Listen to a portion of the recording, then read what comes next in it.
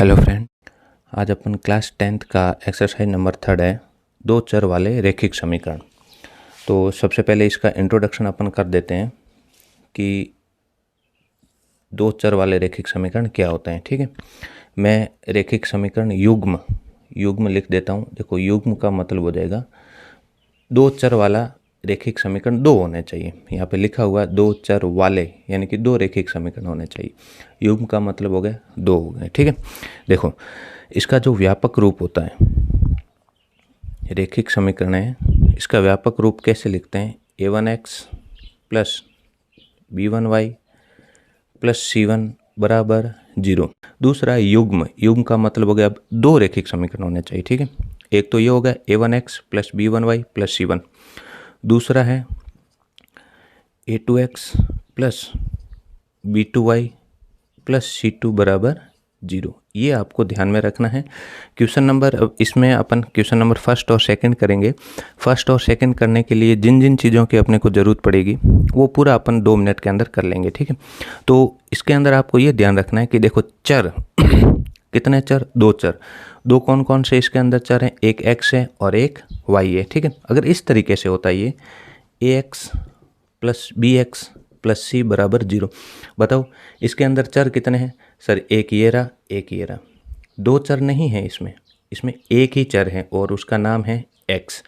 यहाँ पर दो चर है ना, एक x है और एक y है, तो दो चर। दूसरी बात है कि रैखिक समीकरण। तो रैखिक समीकरण का मतलब क्या होता है? रैखिक समीकरण का मतलब होता है जो चर है ना, उन दोनों चर की अधिकतम घात कितनी होनी चाहिए? एक। यहाँ पर x की अधिकतम घात कितनी है? एक। y की अधिकतम घात कितनी है? एक है। यहाँ पे भी x की अधिकतम घात एक है, y की अधिकतम घात एक है। दोनों चर की अधिकतम घात कितनी होनी चाहिए? एक होनी चाहिए। ठीक है, तो ये हो जाएगा अपना रैखिक समीकरण। तो दो चर वाले रैखिक समीकरण, इसके अंदर जो a1, b1 और c1 है, a1, b1 और c1, a2, b2 और c2, ये क्या है? ये है गुणांक है। क्या है? गुणांक है।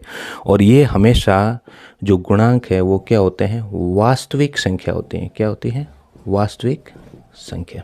ठीक है, ये जो रैखिक समीकरण है इसको इस रूप में न होके इस रूप में भी दे सकते हैं ना, a1x प्लस b1y बराबर c1, यानी कि ये c1 का मान है, उधर भी हो सकता है। ठीक है, फिर इसको इधर लाओगे तो क्या हो जाएगा? 0 के बराबर हो जाएगा।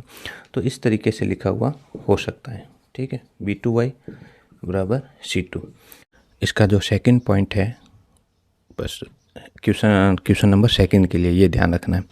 देखो, रैखिक समीकरण युग्म में दे रखा होगा a1x plus b1y plus c1 बराबर 0। दूसरा a2x plus b2y plus c2 बराबर 0। यहाँ पर क्या है कि a1, a2, b1, b2, c1, c2 ये क्या है? अनुपात है ना, इनके a1 अपन a2 गुणांक है, गुणांकों के अनुपात। उसके लिए आपको ध्यान रखना है कि रेखाएं कब प्रतिच्छेद करेगी, संपाती कब होगी और समांतर कब होगी। देखो, अगर मान लो a1 upon a2 not equal to b1 upon b2, ये कंडीशन बनती हैं, तब रेखाएं क्या करती हैं? प्रतिच्छेद करती हैं। रेखाएं क्या करती हैं? प्रतिच्छेद। देखो, रैखिक समीकरण है तो इसका ग्राफ एक सीधी रेखा बनेगी। दूसरा रैखिक समीकरण है तो दूसरे का भी ग्राफ एक सीधी रेखा बनेगी। दोनों रेखाएं कितने बिंदु पर कट कर रही है, यानी कि इनका कॉमन बिंदु कौन सा है? कॉमन बिंदु इनका एक ही है। एक ही कॉमन बिंदु है, प्रतिच्छेद करेगी तब एक ही होगा। तो एक ही कॉमन बिंदु है, इसलिए इसके हल कितने होंगे? एक ही हल होगा। अगर रेखाएं प्रतिच्छेद करेगी तो एक ही हल होगा। अब इस एक हल को मैं क्या बोल सकता हूँ कि भाई अद्वितीय हल होगा, कोई दूसरा हल नहीं, एक ही हल होगा तो अद्वितीय हल होगा। ये इसकी कंडीशन फर्स्ट। दूसरी है, अगर इनका अनुपात a1 बटे a2 बराबर b1 बटे b2 बराबर c1 बटे c2, अगर सारे बराबर हैं, नाम से पता चल रहा है कि सारे बराबर, इसका मतलब ये क्या हो जाएगा, रेखाएं जो होगी वो समपाती होगी। रेखाएं क्या होगी, समपाती होगी। नाम से पता चल रहा है सारे बराबर समपाती। समपाती रेखाएं कैसे होती हैं, एक रेखा है, इसके जस्ट ऊपर दूसरी रेखा है, तो एक रेखा के ऊपर अगर दूसरी रेखा है तो बताओ इसके कॉमन बिंदु कितने होंगे, बहुत सारे होंगे। जहाँ पे भी आप मार्कर जैसे टच कर रहा हूँ वहाँ पर इसका कॉमन बिंदु है, तो बहुत सारे कॉमन बिंदु हो गए। इसका मतलब इसके हल कितने होंगे, अपरिमित रूप से अनेक हल, अपरिमित रूप से अनेक हल होंगे, अपरिमित रूप से अनेक हल। तीसरा इसका बिंदु है, अगर ये अनुपात हैं A1/A2 बराबर B1/B2 not equal to C1/C2, जब ये बराबर नहीं होगी तब रेखाएं क्या हो जाएगी, समांतर होगी। रेखाएं क्या होगी, समांतर रेखाएं होगी। समांतर रेखाओं का मतलब दो रेखाएं हैं, उनको कितना भी आगे बढ़ाएं तो वो कहीं पे भी मिलेगी नहीं। अगर ये रेखाएं कहीं पर भी नहीं मिल रही हैं तो बताओ इसका कॉमन बिंदु कितना है, एक ही कॉमन नहीं है, एक भी कॉमन नहीं है। इसका मतलब इसके हल कितने होंगे, इसका कोई हल नहीं होगा, कोई हल नहीं होगा। ठीक है, तो क्वेश्चन नंबर 2 करने के लिए आपको बस इतनी सी ही चीज़ है वो आपको ध्यान में रखनी है। याद करने का एक और तरीका है कि देखो सबसे पहला यानी कि सबसे पहले ही बराबर में नॉट इक्वल कर दिया, मतलब एक ही हल होगा, अद्वितीय हल होगा।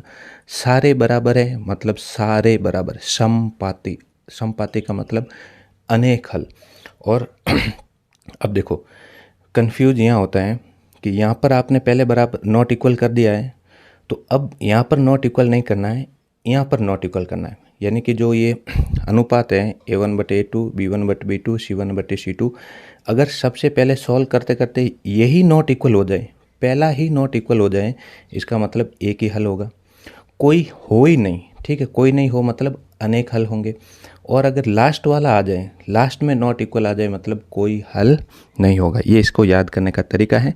तो 2 पॉइंट है, दोनों पॉइंट से अपन क्वेश्चन नंबर 1 और 2 आराम से कर लेंगे। ठीक है, तो अपन करते हैं क्वेश्चन नंबर 1। क्वेश्चन नंबर 1 का फर्स्ट पार्ट है। देखो क्वेश्चन नंबर 1 है, इसके जो 2 पार्ट हैं दोनों के दोनों अपने को ग्राफी विधि से हल करना है।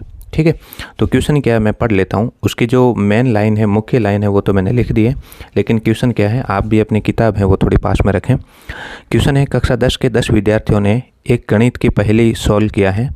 यदि लड़कियों की संख्या लड़कों की संख्या से 4 अधिक हो तो लड़कों और लड़कियों की संख्या बतानी है। ठीक है, ग्राफ बनाना है। दूसरा क्या करना है, देखो ग्राफ बनाना है, इसका मतलब आपको रेखिक समीकरण बनाने हैं। कितने रेखिक समीकरण बनाने हैं, 2 रेखिक समीकरण बनाने, क्योंकि योग में लिखा हुआ है। और चर भी कितने होने चाहिए, 2 चर होने चाहिए। इसका मतलब एक यानी कि लड़कों की संख्या को या लड़कियों की संख्या को, एक को x लेना है और एक को y लेना है। अब किसको x लेना है किसको y लेना है वो अपन ये इसी लाइन से कंपेयर करेंगे। ठीक है, देखो यदि लड़कियों की संख्या लड़कों की संख्या से, तो कंपेयर किससे हो रहा है वो देखो, लड़कों की संख्या से। तो आपको लड़कों की संख्या से कंपेयर हो रहा मतलब लड़कों की संख्या को x लेना है और लड़कियों की संख्या को y लेना है। तो सबसे पहला काम यही है, इसको कर देते अपन। ठीक है, देखो माना लड़कों की संख्या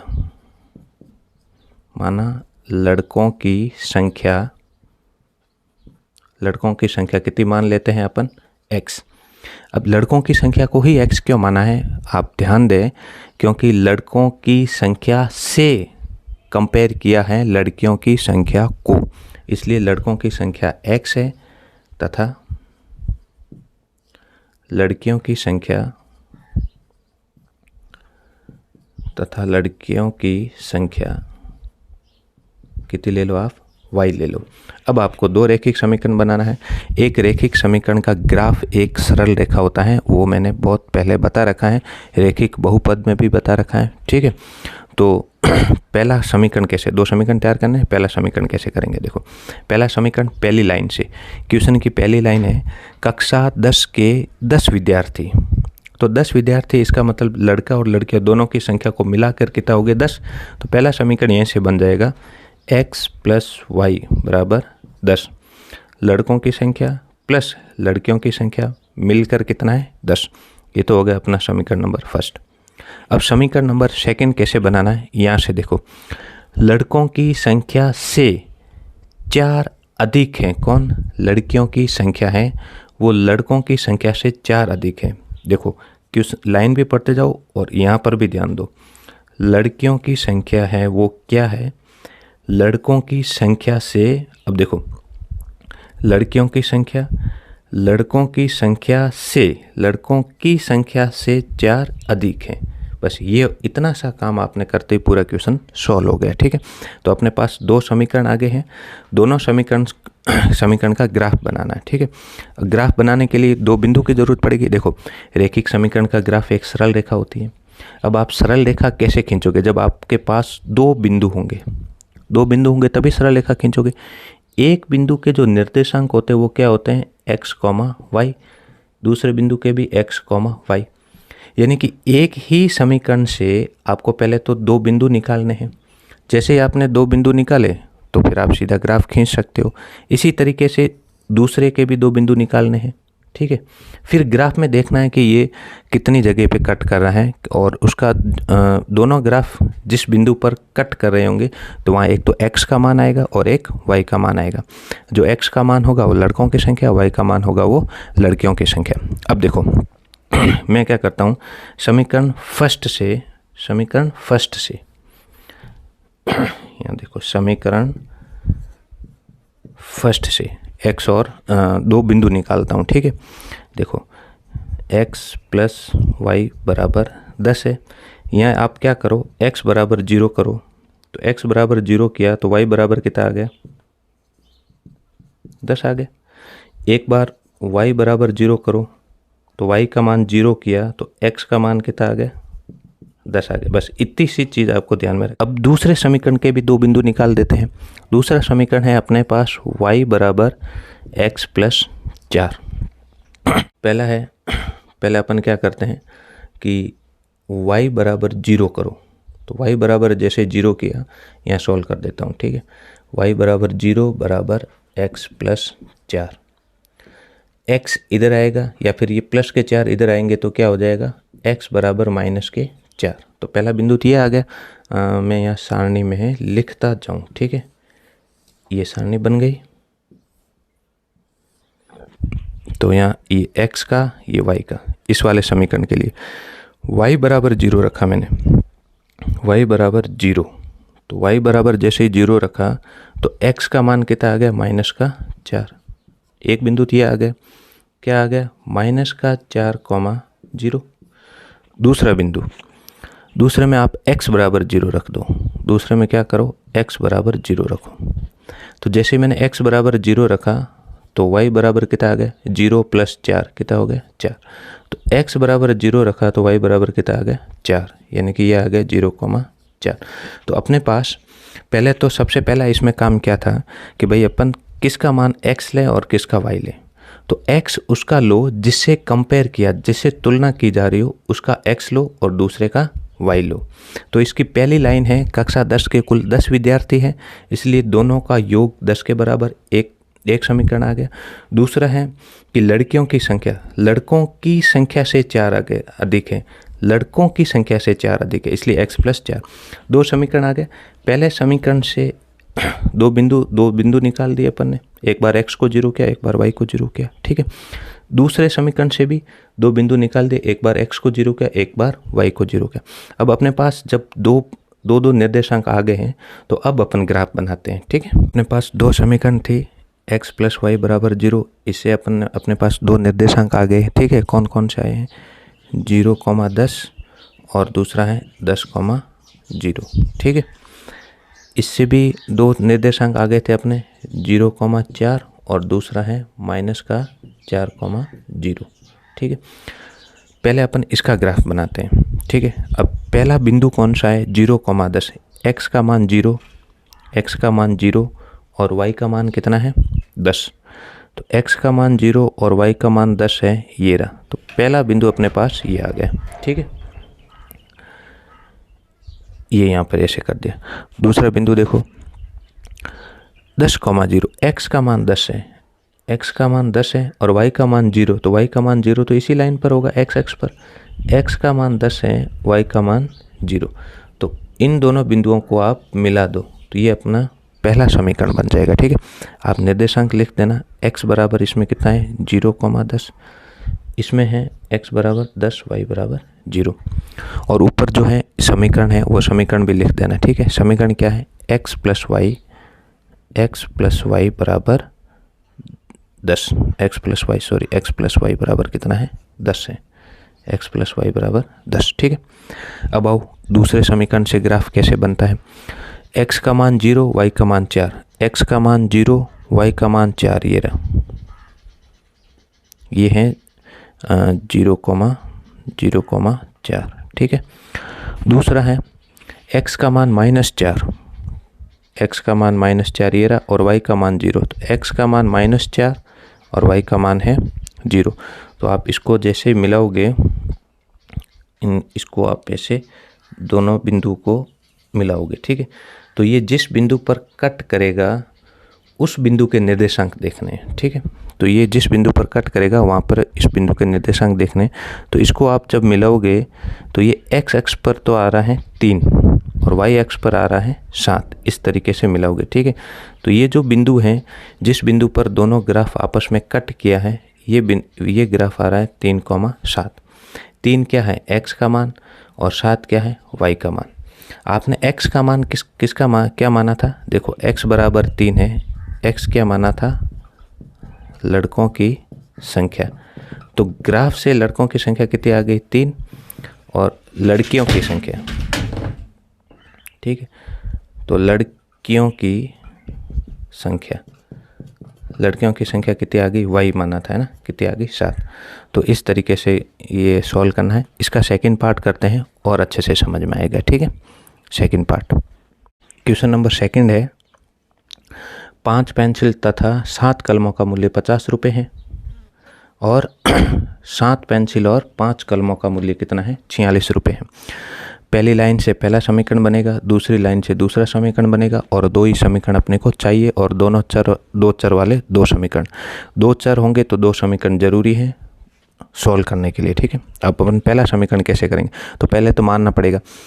अब आप किसी का भी मान सकते हो इसमें, तो ठीक है, माना एक पेंसिल का मूल्य, आप एक पेंसिल का मूल्य बताओ, क्यों, देखो एक पेंसिल और एक कलम का मूल्य ज्ञात करना है ना, तो आप एक पेंसिल का मूल्य कितना मान लो x, तथा एक कलम का मूल्य कितना मान लो y। 2 रैखिक समीकरण बनाओ, दोनों से x और y का मान निकाल दो, लेकिन वो करना किसे, ग्राफी विधि से करना है, ठीक है। अब पहला समीकरण बनाते हैं। यहाँ दे रखा है 5 पेंसिल, एक पेंसिल का x है तो 5 पेंसिल का कितना होगा, 5x होगा। कैसे, एक पेंसिल का x है, 2 का 2x, 3 का 3x, 4 का 4x, 5 का 5x, तो 5x प्लस 7 कलम यानी कि 7y बराबर, अब देखो 5 पेंसिलों का मूल्य और 7 कलमों का मूल्य किसके बराबर दिया हुआ है, 50 के बराबर दिया हो, तो बराबर 50, बात खत्म, पहला समीकरण बन गया। अब दूसरा समीकरण बनाओ, दूसरी लाइन से दूसरा समीकरण बन जाएगा, ठीक है। 7 पेंसिल, भाई एक पेंसिल का कितना है x, तो 7 पेंसिल का कितना हो जाएगा 7x, प्लस 5 कलम, एक कलम का y है तो 5 कलमों का 5y, 7 पेंसिल और 5 कलमों का कुल मूल्य कितना है 46 रुपये, कुल कितना है 46, समीकरण नंबर सेकंड। 2 समीकरण अपने पास आ गई है, दोनों समीकरण से अपन x और y के मान निकालते हैं, ठीक है, क्योंकि इसका भी ग्राफ चाहिए, तो इसका ग्राफ चाहिए तो 2 बिंदु इससे निकालते हैं, 2 बिंदु इससे निकालते हैं। तो पहला अपन क्या करते हैं, ये वाला समीकरण लेते हैं, 5x प्लस 7y बराबर 50, इससे अपन क्या करते हैं x और y का मान निकालते हैं। देखो 5x को इधर ही रहने दो, इसको उधर लेके जाओ, 5x बराबर कितना हो जाएगा 50, ये प्लस के 7y उधर गए तो माइनस के 7y, तो यहाँ से x बराबर कितना आ जाएगा 50 माइनस के 7y बटे में कितना आ गया 5। ठीक है, ये ज़रूरी है। अब इससे देखो, अब आपको क्या करना है, y के ऐसे मान रखो जिससे ये ऊपर जो संख्या बनी है ये संख्या 5 से पूरी तरीके से कट जाए, है ना। वापस सुनो, y का ऐसा मान रखो जो ऊपर जो संख्या है वो 5 से कट जाए। अब देखो, मान लेता हूँ y का मान मैंने रखा 1, तो ये 7 एकम 7, 50 में से 7 गए, पीछे बचे 43। क्या 43 में 5 का भाग जाता है? नहीं जाता है। ठीक है, इसलिए 1 नहीं रखेंगे। y का मान रखो 2, तो 7 दूनी 14, तो 50 में से 14 गए, पीछे बचे 36। 36 में 5 का भाग जाता है? नहीं जाता है। अब y का मान 3 रखो, y का मान 4 रखो, y का मान 5 रखो, y का मान 5 रखो, तो 5 रखने पर कितना होगा? 7 5 35। 50 में से 35 गए, पीछे बचे 15, और 15 में 5 का भाग जाता है। तो इस तरीके से सोचना है प्रत्येक क्वेश्चन के अंदर। ठीक है, तो मैं क्या करता हूँ, पहले y बराबर रखता हूँ 5। अब यहाँ पर देखो, यहाँ पर y बराबर 5 रखो तो कैसे सॉल्व होगा? देखो, 50 माइनस 7 गुणा 5 बटे 5, 50 माइनस 7 5 35 बटे 5, 50 में से 35 गए 15, 15 बटे 5, और ये आ गया 3। यानी कि y का मान 5 रखने पर x का मान कितना आ गया? 3। y बराबर 5 है तो x बराबर आ गया 3। ठीक है, इस तरीके से और सोचो। दूसरा देखो, सीधे ही मैं क्या करता हूँ, इसको 0 कर देता हूँ। भाई ये 0 कब होगा? जब y का मान क्या रखोगे? 0। तो आप y बराबर कितना रख दो? 0। हालांकि मैं पहले रख सकता था, लेकिन कुछ समझाने की वजह से पहले मैंने 5 रखा है। तो y का मान 0 रखा तो ये पूरा 0 हो गया, तो पीछे क्या बच गया? 50। तो ये हो जाएगा 50 बटे 5, कितना हो जाएगा? x बराबर कितना आ गया? 10। 2 बिंदु आ गए अपने पास, दोनों की सारणी बना लेंगे। ठीक है, और इस तरीके से पहले का ग्राफ बना लेंगे। दूसरा समीकरण है 7x प्लस 5y बराबर 46। इसमें भी आप इसी तरीके से एक बना दो कि भाई 7x बराबर कितना हो जाएगा? 46 माइनस के 5y। तो यहाँ से x बराबर कितना हो गया? 46 माइनस के 5y बटे में 7। अब आप y के ऐसे मान रखो कि ये पूरा पूरा कटे। ठीक, अब इसमें अपन रखते हैं y बराबर, पहले रखते हैं 5। तो y बराबर 5 रखो, तो 5 गुणा 5 25, 46 में से 25 के पीछे बच गए 21। कितने बच गए? 21। 21 में 7 का भाग जाता है, तो 21 में 7 का भाग दिया तो 3 बार गया, तो x बराबर कितना आ गया? 3 आ गया। ठीक है, तो पहला तो ये पॉइंट आ गया। दूसरा देखो, अब 7 का भाग और किस में जाता है? 46 और 10 होते हैं 56, तो 7 8 56 होते हैं। अब यहाँ पर ये जोड़ूँ कैसे? तो मैं y का मान रखता हूँ माइनस के 2, तो y का मान -2 रखोगे तो -5 इंटू -2, माइनस माइनस प्लस हो जाएगा। 5 दूनी 10, 46 और 10 हो गए 56। 56 में 7 का भाग दिया तो 7 8 56, तो x बराबर कितना आ जाएगा? 7 8 56, 8 आ गया। ठीक है, तो इस तरीके से अपने दूसरे वाले समीकरण के भी 2 बिंदु आ गए। ठीक है, अब अपन क्या करते हैं, दोनों बिंदु से ग्राफ बनाते हैं, फिर देखते हैं x और y का, यानी कि एक पेंसिल का और एक कलम का मूल्य। सेकंड समीकरण है। सेकंड समीकरण के निर्देशांक क्या आ गया? पहला तो आ गया 3,5, दूसरा आ गया कितना? 8, -2।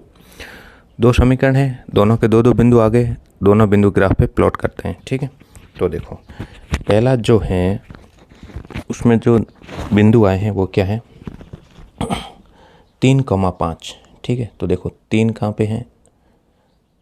x बराबर कितना है? 3, y बराबर 5। x बराबर 3 है, y बराबर 5।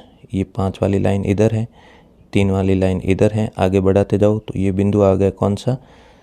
3,5। दूसरा बिंदु है 10,0, x बराबर 10, y बराबर 0, तो ये 10,0। 2 बिंदु आ गए। अब आप स्केल से दोनों बिंदुओं को आपस में मिला दो। यहाँ बिना स्केल के हैं तो थोड़ा सा टेढ़ा जा रहा है। ठीक है, तो इस तरीके से ये बनेगा, दोनों को स्केल से मिला देना। ठीक है, तो इसके ऊपर आप लिख देना, ये हैं 5x प्लस 7y बराबर 50। दूसरा देखो, x निर्देशांक पहला क्या आया, ये पहला बिंदु है 3,5 पहला सेम ही मिल गया अपने को, तो इसका भी यही है 3,5, यानी कि यही अपना उत्तर हो जाएगा। ठीक है, क्योंकि यहीं पर प्रतिच्छेद करेगी। दूसरा भी बना देते हैं, 8,-2, x बराबर 8, y बराबर -2। ऐसे देखो, -2 से इधर चलते जाओ और ऊपर से 8 इधर आते रहो, जहाँ पे भी मिले वो। फिर आप क्या करो, दोनों बिंदुओं को आपस में मिला दो। ठीक है, इसको और थोड़ा आगे कर दो। फिर इसके ऊपर आप इसका समीकरण है वो लिख देना, 7x + 5y, 7x + 5y बराबर 46। ठीक है, तो इस तरीके से देखो, ये 3,5 पर क्या हो रही है, दोनों आपस में एक कॉमन बिंदु आ गया, दोनों आपस में कट कर रही हैं, प्रतिच्छेद कर रही हैं, तो यही इसका आंसर होगा। तो आपने क्या माना था, एक पेंसिल का मूल्य क्या माना था, x, और x बराबर कितना आ गया 3, तो एक पेंसिल का कितना रुपए हो गया, 3 रुपये। दूसरा आपने एक कलम का कितना रुपये क्या माना था, एक कलम का मूल्य माना था आपने y, और y बराबर आ गया 5, यानी कि एक कलम का कितना रुपये है, 5 रुपये। यही ज्ञात करना था, एक पेंसिल और एक कलम का मूल्य। तो एक पेंसिल का हो गया 3, एक कलम का हो गया 5 रुपये। ठीक है, अब अपन करते हैं क्वेश्चन नंबर 2।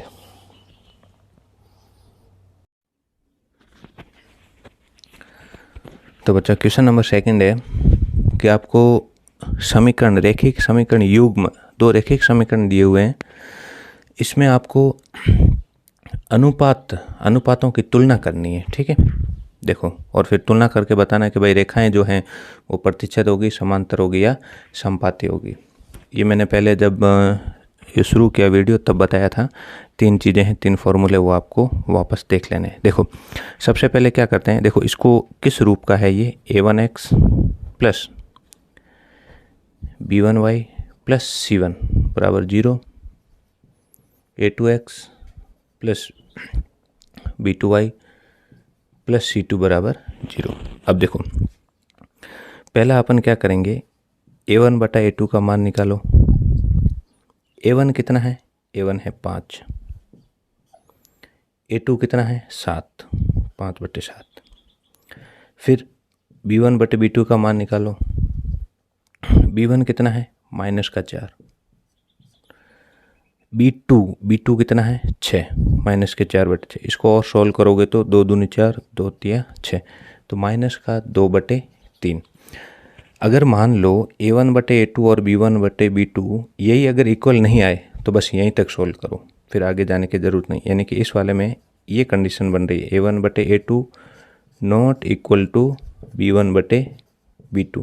जब पहला ही नॉट इक्वल हो जाए तब रेखाएं क्या होगी, प्रतिच्छेद करेगी। रेखाएं क्या करेगी, प्रतिच्छेद करेगी। ठीक है, जब रेखाएं प्रतिच्छेद करेगी तो इस तरीके से ग्राफ बनेगा। इस तरीके से ग्राफ बनेगा तो हल कितना होगा, एक हल होगा। अगर कोई हल है तो वो समीकरण भी, रैखिक युग्म भी कैसे हो जाएंगे, संगत हो जाएंगे। हालांकि ये अगले क्वेश्चन में करेंगे, लेकिन अभी अपने को इतना ही बताना है। ठीक है, इसका दूसरा करते हैं, दूसरा पार्ट। इसका सेकंड पार्ट है, इसमें देखो ये तो है किसका मान, ये a1 हो गया, ये b1 हो गया और ये c1 हो गया। ठीक है, ये हो गया a2 हो गया, ये है b2 और ये है c2। अब सबसे पहले है a1 बटा a2।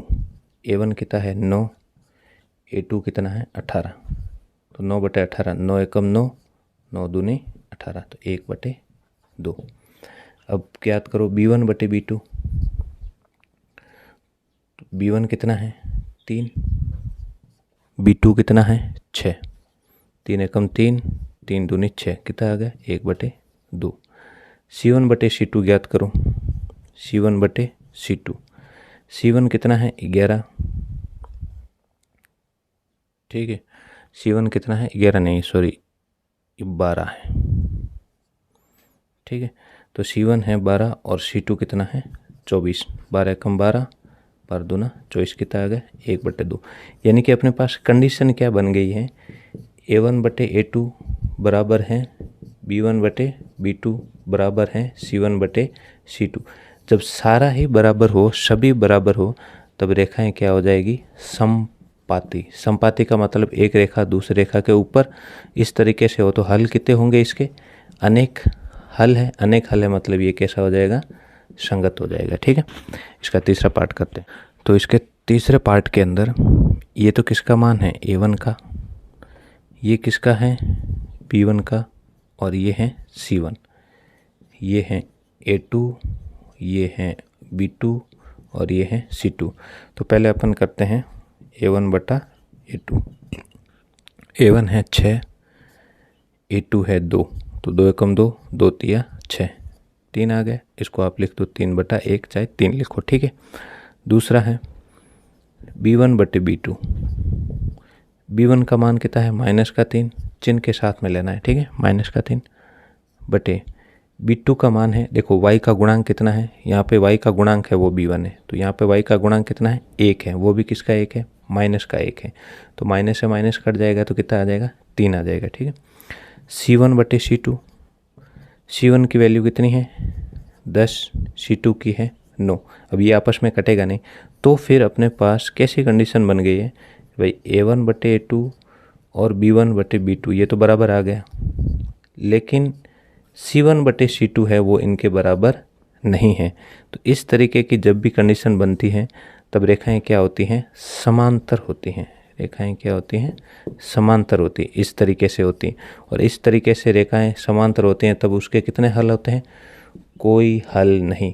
जब कोई हल ही नहीं होता है तो उसको बोलते हैं असंगत है। ठीक है, तो इस तरीके से अपना क्वेश्चन नंबर 2 हुआ।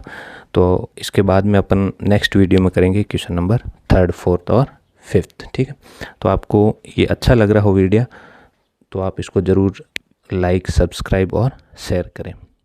Thank you.